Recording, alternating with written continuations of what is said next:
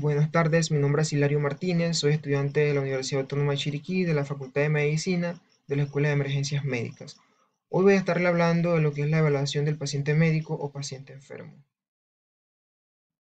también conocida como evaluación secundaria. Primeramente, ¿qué es un paciente médico? Un paciente médico es un paciente que sufre una o más enfermedades o condiciones médicas.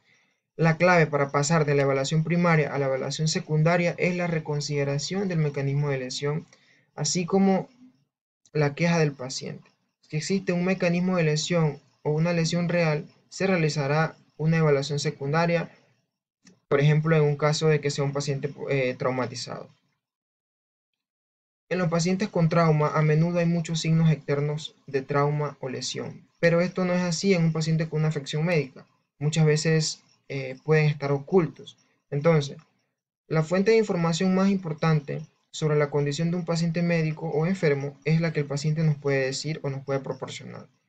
En este caso, por eso nosotros vamos, cuando el paciente está despierto o responde, nosotros lo primero es obtener una buena historia clínica del paciente. ¿Cómo vamos o cómo está formada la evaluación secundaria? La evaluación secundaria está formada de las siguientes partes: la anamnesis e historia clínica, los signos vitales, los antecedentes de la enfermedad actual, los antecedentes médicos anteriores y el examen físico. Es importante que nosotros tengamos una impresión inicial al momento de observar al paciente, ya sea en un trauma, ya sea en una enfermedad, etc. Primer punto, la anamnesis y historia clínica.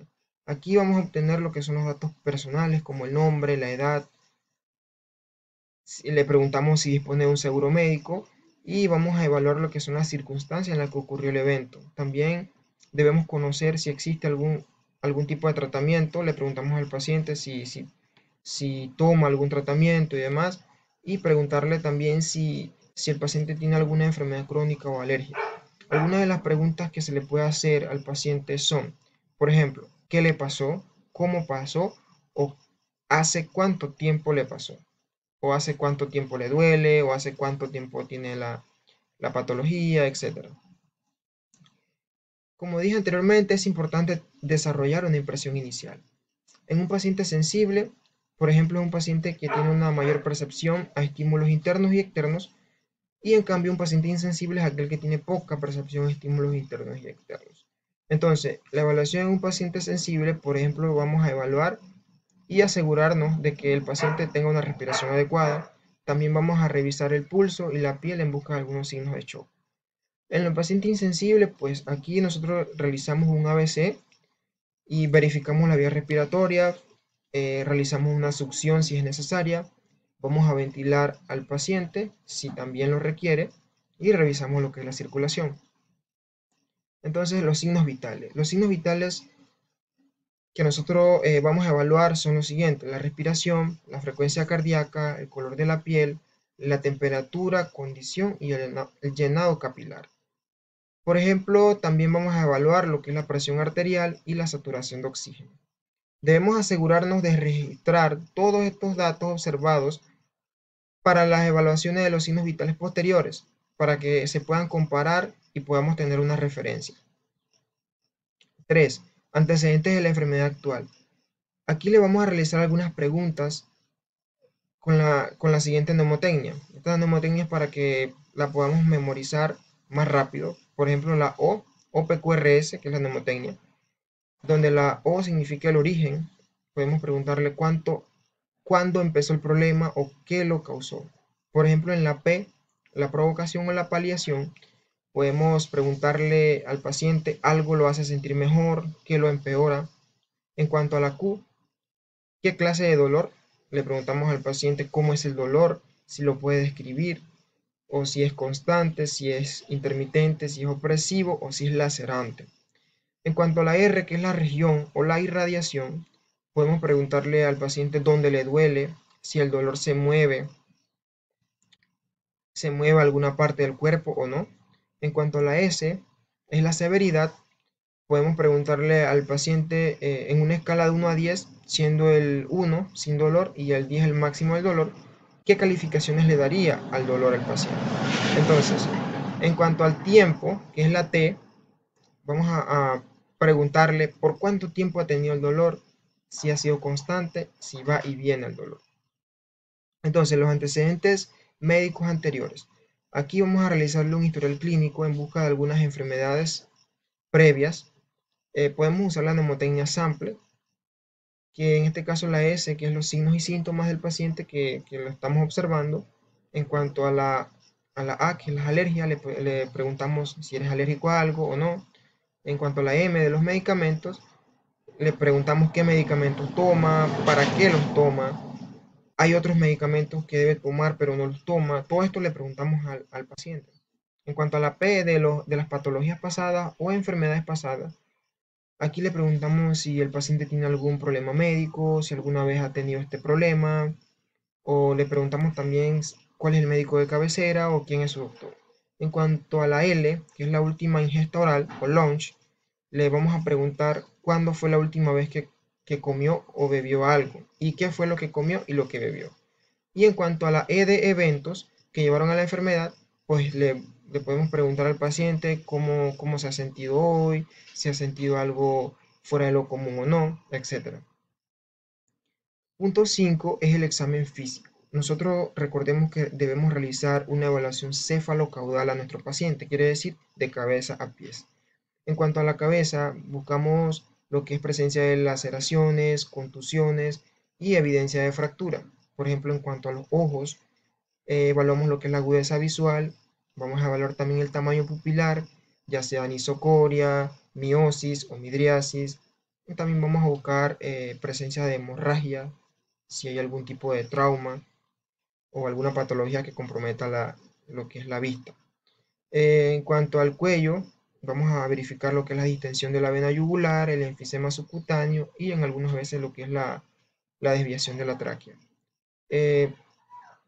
Llegamos al tórax, vamos a evaluar lo que es la simetría, la presencia e igualdad de los sonidos respiratorios. Y vamos a evaluar que sea simétrica la expansión del tórax a las respiraciones. En cuanto al abdomen, vamos a verificar lo que es una distensión, la firmeza o rigidez. Y las extremidades, vamos a evaluar lo que es el pulso, la función motora, la sensación, la saturación de oxígeno y muchas veces el llenado capilar. En cuanto a la parte posterior, vamos a evaluar lo que si existe algún tipo de deformidades o si existe algún tipo de heridas que comprometan la vida del paciente y pues no la hemos evaluado. Para tener mayor cantidad de información sobre el problema del paciente médico, se debe enfocar el interrogatorio y el examen físico en el sistema del cuerpo en el que el paciente pues se siente la molestia o en el que uno puede creer que está la, la patología o que está involucrado. En este caso, por ejemplo, si un paciente tiene una dificultad para respirar, uno le debe preguntar si ha tenido fiebre o escalofríos, que pueden estar asociados muchas veces con la neumonía, o la tos, que puede estar asociada también con no solo con la neumonía, sino también con infecciones de la vía respiratoria superior, también con asma, fibrosis quística y muchas otras infecciones. También se debe preguntar si el médico del paciente le ha recetado algún inhalador, porque esto también puede afectar significativamente el tratamiento que administre. Sin embargo, cuando el paciente se queja de una dificultad respiratoria, nosotros también debemos considerar la evaluación del sistema cardiovascular porque también puede estar comprometido. Ahora vamos a lo que es la evaluación por sistemas. Primeramente el sistema respiratorio, en este caso vamos a evaluar lo que es el trabajo de la respiración y la posición, los sonidos pulmonares, la oximetría de pulso, una historia respiratoria específica. Vamos a evaluar si el paciente tiene disnea de esfuerzo o si tiene lo que es ortopnea, que es en la cual el paciente adopta una posición sentado o semisentado por la dificultad de respirar. El dónde realizar el examen depende de la prioridad del paciente y el estado. Por ejemplo, esto quiere decir que un paciente inestable nosotros lo vamos a evaluar en la ambulancia. ¿Por qué? Porque este paciente requiere un traslado inmediato y pues lo vamos a evaluar en la ambulancia. Y el paciente estable, pues este sí lo podemos valorar en la escena más detalladamente, buscando lo que son las posibles patologías. Entonces, en el sistema cardiovascular nosotros vamos a comprobar el pulso, vamos a verificar lo que es la presencia, la regularidad del pulso también. En cuanto a la piel, vamos a buscar lo que es el color, la temperatura y la condición. También vamos a a evaluar lo que es la presión arterial y algunos cambios ortostáticos de la presión arterial. En el sistema neurológico vamos a evaluar también lo que es la escala del accidente cerebrovascular prehospitalaria, mejor conocida como escala de Cincinnati, y también vamos a evaluar o a darle seguimiento a los cambios en el estado mental a lo largo del tiempo, a lo largo del traslado del paciente hacia el centro médico. En cuanto al sistema endocrino, nosotros vamos a evaluar lo que es la monitorización de la glucosa en sangre, el color, la temperatura y condición de la piel. Vamos a evaluar también los olores en el aliento, la micción, vamos a evaluar si hay micción excesiva, si hay un historial diabético específico, también vamos a evaluar lo que es la ingesta oral y vamos a realizar una pequeña historia del uso de lo que son de los medicamentos, si todos los medicamentos que ha utilizado, todos los medicamentos que toma, etc. En el sistema gastrointestinal, nosotros vamos a realizar una palpación de los cuadrantes abdominales. En este caso, nosotros debemos preguntar y también debemos observar si hay sangre roja, brillante o digerida en el vómito. En este caso, si el paciente tiene algún tipo de vómito, vamos a evaluar si hay presencia de sangre brillante o digerida. Pues también la evaluamos en las heces y en la orina. Entonces, también en un caso dado de que sea una paciente femenina, pues vamos a evaluar lo que son los antecedentes menstruales y los antecedentes del embarazo. Pues en el sistema músculo-esquelético, en este sistema nosotros lo que vamos a evaluar más que nada es las contusiones y deformidades. Vamos a valorar lo que es la palpación de los huesos, vamos a lo que es el examen de la sensibilidad al dolor y la presencia de movimientos anormales, que es una ayuda para identificar algunas fracturas ocultas o que en ese momento no la hemos detectado. Las fracturas de pelvis se pueden sospechar por la identificación de esquimosis sobre las alas ilíacas y pubis.